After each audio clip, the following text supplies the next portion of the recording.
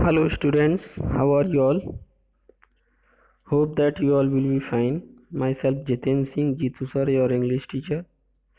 Guys, today we are going to discuss about the explanation of the poem An Elementary School Classroom in a Slum. That is the second poem.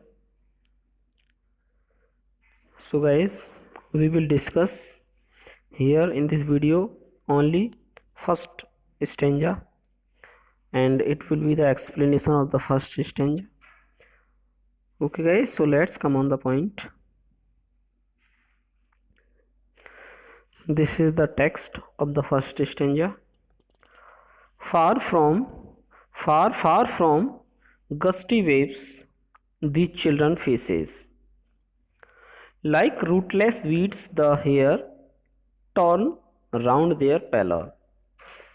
The tall girl, with her weed down head, the paper seeming boy, with rat's eyes, the stunted unlucky hair of twisted bones, reciting a father's gnarled disease. His lesson from his desk at bottom of dim class.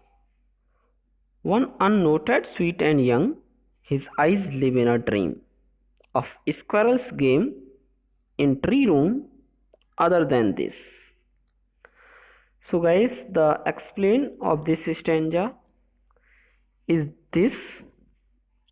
In this stanza, the poet describes about an elementary school and the classroom of that school in a slum area, and the children in this classroom look very pathetic. Their faces are pale and reflected sadness. They are like rootless weeds as the lack of proper nutrition, because it seems that they are not given proper nutrition. That is why they are weak and pale.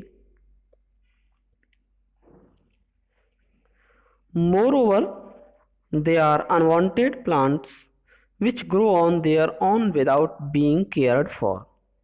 Totally neglected. The children are totally neglected in the slum areas. Totally neglected. The tall girl has a weed down head. There is a tall girl in the classroom that had her weed head, and there is also a boy who is very thin. That is why he is called paper seeming boy, paper thin. He is thin as the paper.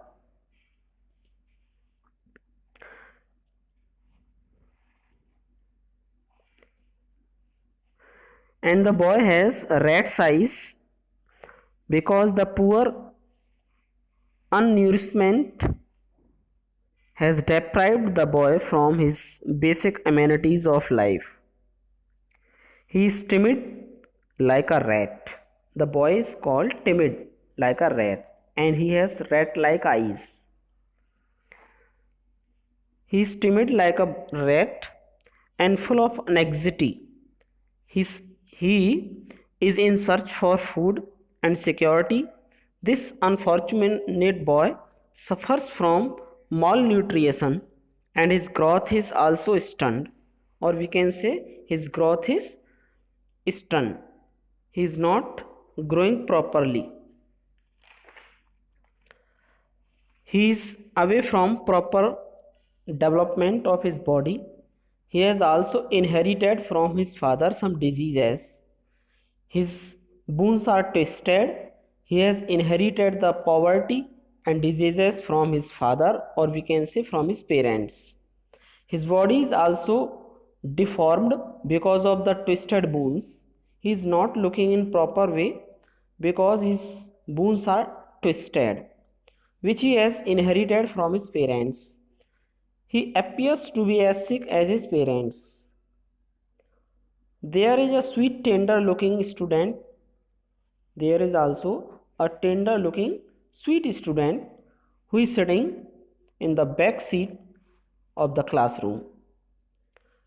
This boy is different from the other boys as he is dreaming and probably thinking about a better future.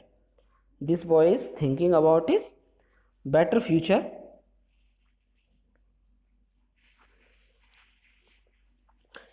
He is lost in his world, therefore not sad like the others. This boy thinks of the squirrel's game. This boy is thinking about the squirrel game. He wants to enjoy and play freely like the squirrel in the garden outside. The boy also dreams to be free, but he cannot be free because he must sit in the dull and dreary classroom. In the boy's imagination, tree room, that is called tree room. Tree room is called the hollow in a tree. Is full of fun, curiosity and mystery. This is in contrast to the gloomy classroom of his school. So guys, this was the explain of this first stanza, and we will get the explain of second stanza in the second video. Thank you guys.